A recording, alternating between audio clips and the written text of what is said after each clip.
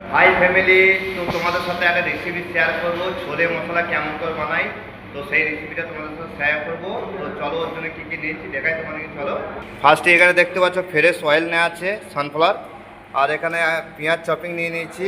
এখানে আছে tomato chopping করা। আর এখানে হারি মির্চি, কাঁচা লঙ্কা দেখতে পাচ্ছ মানে কেটে নিয়েছি লম্বা করে। আর এখানে নেওয়া আছে আজওয়ান, জিরা, সোম নেওয়া আছে। এখানে আছে দই আছে। আর এখানে করিন্ডার, ধনিয়া পাতা কাটা আছে দেখতে পাচ্ছ। আর এখানে দেখতে পাচ্ছ আদা রসুনের পেস্ট। আর এখানে আছে খাড়া মশলা, তেজপাতা, লং, এলাচি, জাবিত্রী, জায়ফল, গোলমরিচ এখানে আছে দেখতে পাচ্ছ। আর এখানে দেখছো তো আদা কাটা আছে, জুনিয়র কাটিং। আর এদিকে চানাটা ফার্স্টেই বয়েল করে নিয়েছি। তো চলো ওইদিকে দেখাই, তোমার গ্যাস চালু করে দিয়েছি, ভাটি অলরেডি। চলো দেখাই। তো এখানে এই অয়েল ঢেলে দেবো ফার্স্টে। 200 গ্রাম অয়েল ঢেলে দিয়েছি দেখতে পাচ্ছ। এখানে খারাপ মশলাটা অ্যাড করে দেবো এর মধ্যে। ওর সাথে আজওয়ান, সব, জিরা এটা অ্যাড করব। তারপর পেঁয়াজটা অ্যাড করব। এখানে পেঁয়াজ আমার নেওয়া আছে আধা কিলো। এর সাথে হারি মির্চিটা অ্যাড করে দেবো। তো পেঁয়াজটা ভোনা হয়ে গেছে একটু, আদা রসুনের পেস্টটা অ্যাড করে দেবো এর মধ্যে। ফার্স্টে নুন ঢেলে দেবো গাইস, হলদে পাউডার,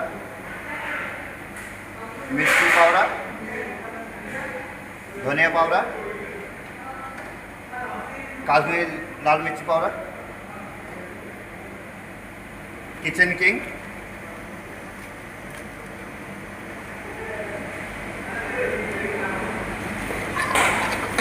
এখানে একটু দই অ্যাড করে দেবো। এখানে একটু টমেটো অ্যাড করবো।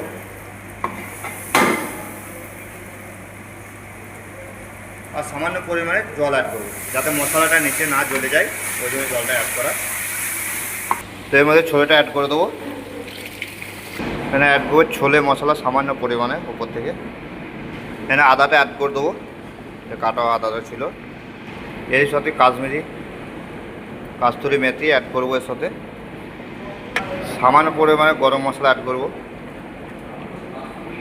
আর এখানে সামান্য পরিমাণে এলাচি পাউডার। তো দেখতে পাচ্ছ রেডি হয়ে গেছে। তো ফুড প্যানে পিক আপ করে দেবো। চলো, তো দেখতে পাচ্ছ রেডি হয়ে গেছে। তো ওপর থেকে একটু আদার গার্নিশ করার জন্য দেবো।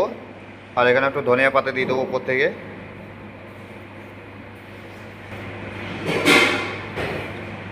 হ্যাঁ, তো ভিডিওটা ভালো লাগলে গাইস অবশ্যই কমেন্ট করে আমাকে জানিও।